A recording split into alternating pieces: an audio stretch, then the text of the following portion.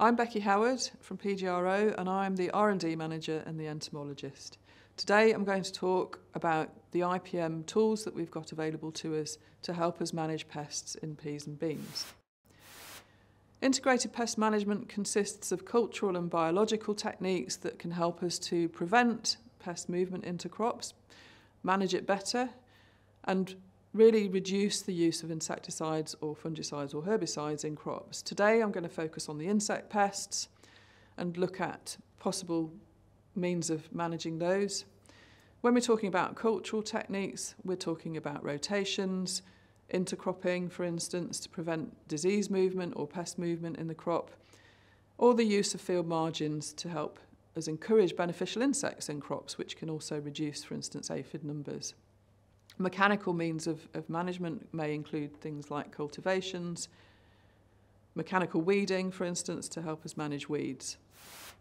The first pest system I'm going to talk about is for pea and bean weevil.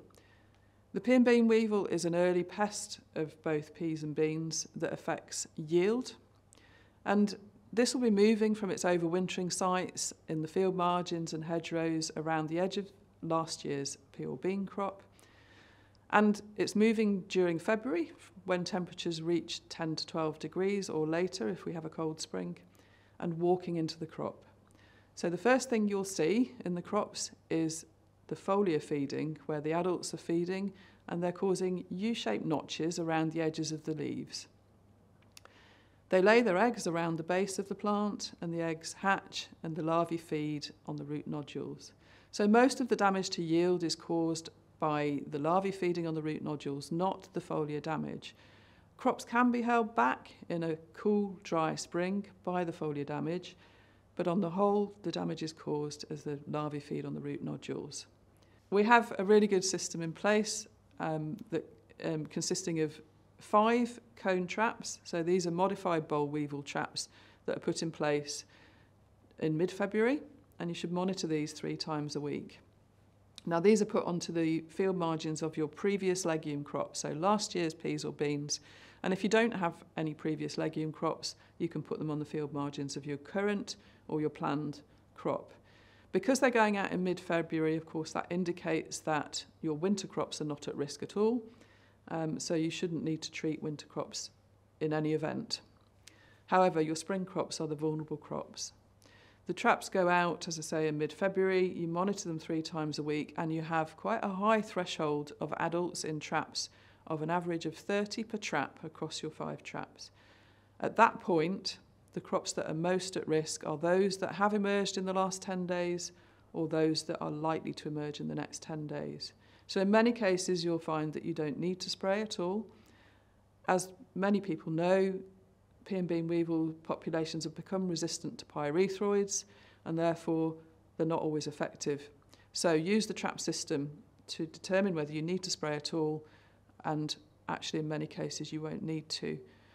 The final thing to say about pea and bean weevil is that often the yield damage caused by it is in conjunction with other stress factors. So this will be drought in the spring, waterlogging or compaction, and the damage caused by the larvae to the root nodules alone often doesn't cause a significant impact on yield.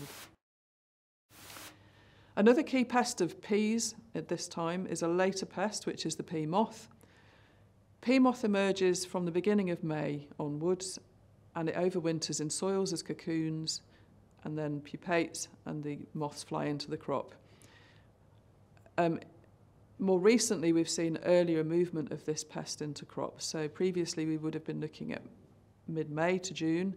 Now we know that they're emerging from early May, especially if we have a warm spring. We have a pheromone system to help us determine if we're going to have attacks from pea moth in peas. So when the pea moth flies into the flowering crop, it lays its eggs on the foliage, and it takes between 10 and 20 days for the eggs to hatch. And this is the critical part of the life cycle, as when we use pesticides, or if we use pesticides, we're targeting the larvae as they crawl across the plant, and before they bore through the pod wall into the seed below where the larvae feed on the peas. Now that damage is causing a quality damage, not a yield damage, and they also leave a reasonable amount of debris in the pods as well. So monitoring systems consist of either the typical moth traps, which are a bucket-shaped trap, which is a castellation trap, or delta traps, which are your pyramid-type traps with a sticky card in the base. And these should go out at the beginning of May and be monitored 3 times each week. They're pheromone traps, so they're very specific to this moth. And your threshold for combining peas is 10 moths in a trap on 2 consecutive occasions. This isn't your spray date, though. Your spray date will occur once the eggs are hatched, and as I mentioned, that's 10 to 20 days later. So go to the PGRO website where you can find information for your region about when egg hatch is going to happen, and that's based on metadata that we use to feed into our model. So once you've reached threshold, check the website, look for your spray threshold, and if you've reached a threshold in combining peas, then apply an insecticide to control the larvae on the plants. You may need to apply another application 7 to 10 days later if moth activity is prolonged. For vining peas, the threshold is different. In vining peas, our tolerance levels for damage are much lower, and the trap should be used as an indication of when moths are first moving into the crops, but still use the model on the PGRO website to forecast your spray date. The silver Y moth is a pest of many crops in the UK, and it's a migratory moth flying up from the south during May and June, laying its eggs on the foliage, and the caterpillars feed on the foliage. However, the caterpillar damage to foliage in peas is not a major issue. It's actually contamination of produce with the caterpillar that is the problem. So the caterpillar's bright green, it has a looping action, and when it's disturbed, it rolls up into a tight ball that is pea colour, pea shape, pea size. And therefore, when the vining peas are harvested, the caterpillars act as a contaminant in the frozen produce. We have a pheromone trap system for silver Y as well. This should go out at the same time as your pea moth traps at the beginning of May, and again it should be monitored 3 times a week.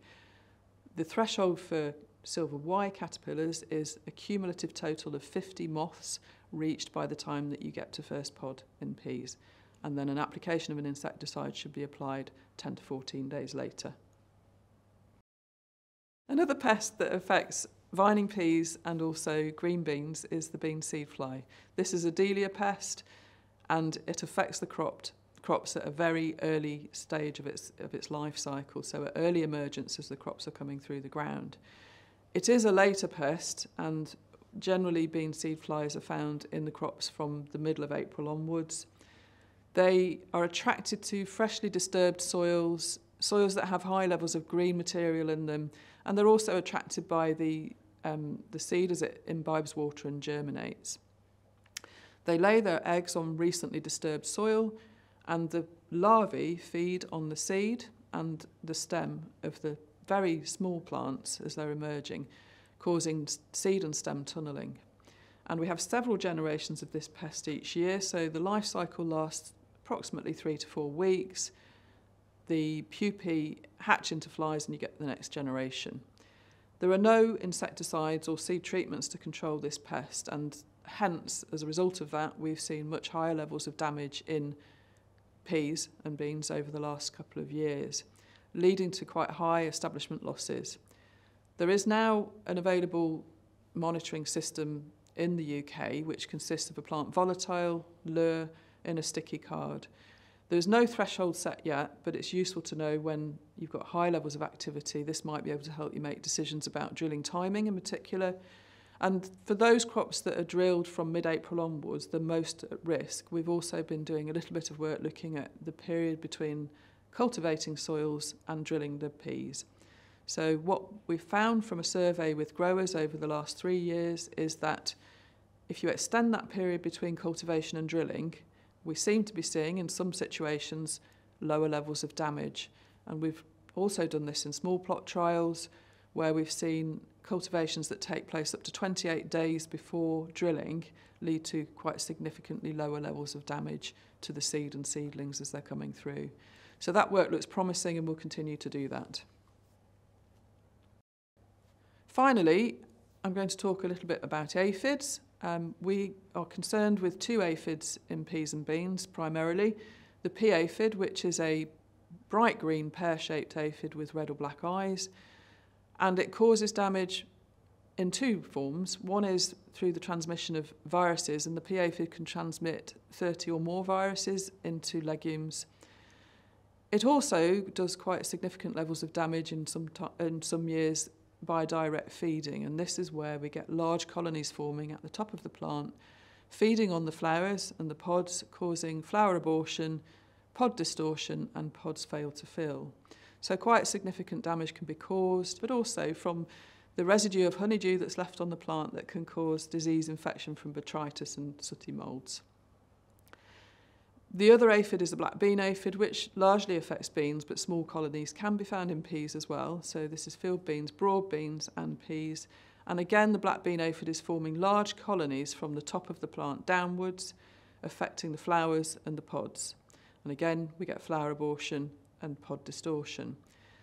Most of the damage from black bean aphid is caused by direct feeding, although it can transmit 1 or 2 viruses into the bean crops.